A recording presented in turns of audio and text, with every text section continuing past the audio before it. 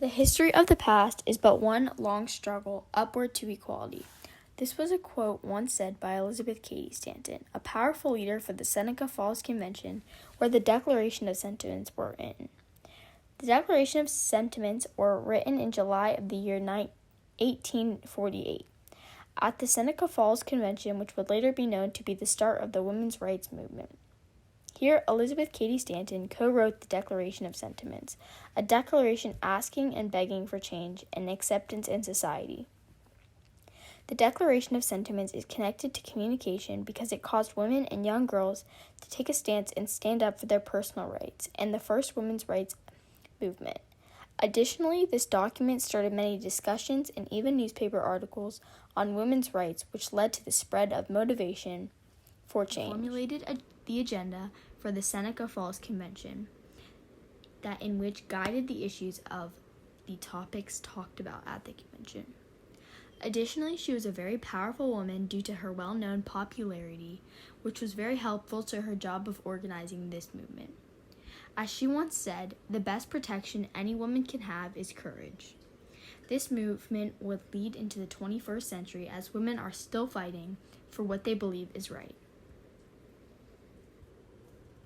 Lucretia Coffin Mott was an early feminist activist and strong advocate for ending slavery. A powerful speaker, she dedicated her life to speaking out against racial and gender injustice. She, alongside Elizabeth Cady Stanton, wrote and organized the Declaration of Sentiments. Additionally, she helped organize the start of the women's rights movement. These women were truly dedicated and had motivation for a change like no other. Additionally, these women were among many that stood up. No matter the consequences, these women stood up because they truly wanted better and change for the next generation of women. In July of 1848, these women called out to other women and men of all ages and races to show their pride and opinions for change. These women were fighting for so many rights, but mainly focused on the right to vote. They wanted to voice their opinions through making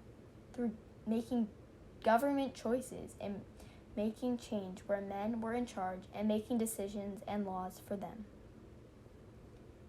These women believed that women deserved the same rights and responsibilities as men. They believed this because men and women were, in quotations, created equal, as they stated in the new Declaration of Sentiments, where previously it had not been said in the generation of activists. The generation of activists argued that women deserved the right to vote because they were different from men and may have different opinions in government. This would allow them to have a say in government and be a part of the choices and decisions made for society. Over 70 years later, on May 19, 1919, the 19th Amendment would be ratified. This would allow women to now have the right to vote. The newspaper clipping from July 30th in the year of 1848 would be one of the first ways that the word was spread about the Seneca Falls Convention and the Declaration of Sentiments. This would later be spread through many more newspaper articles and by word of mouth.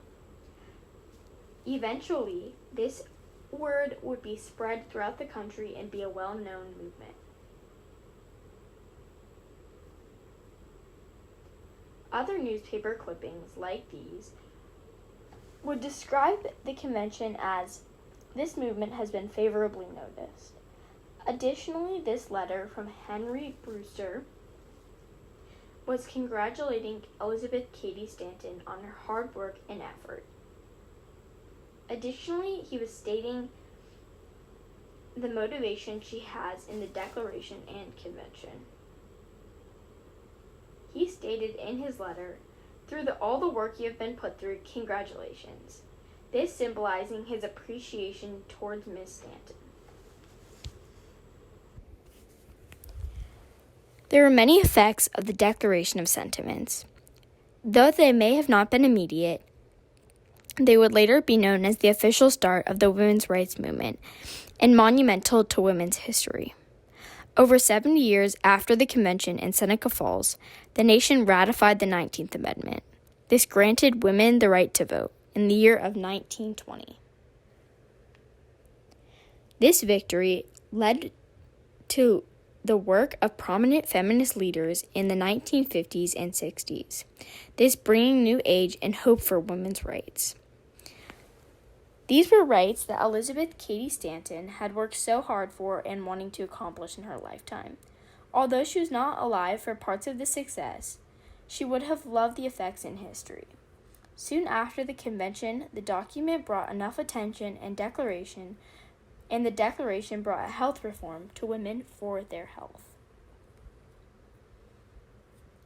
As she once said, "The right is ours. Have it we must, use it we will."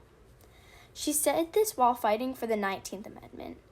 Overall, the convention spread the word on women's rights and entirely changed the situation to a place where many wanted change in society and was the official kickoff for the women's rights movement. The Declaration paved the way for women's rights and would arguably become one of the most important historical events in women's history.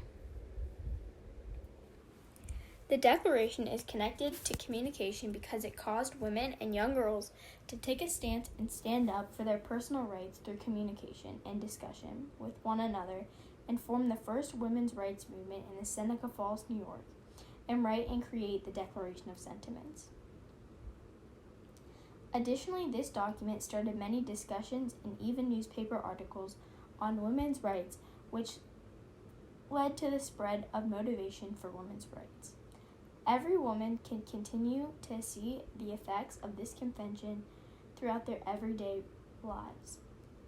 Though some may take it for granted, these rights were once fought for by Elizabeth Cady Stanton and many other motivated protesters who wanted change for women's rights and better for the future.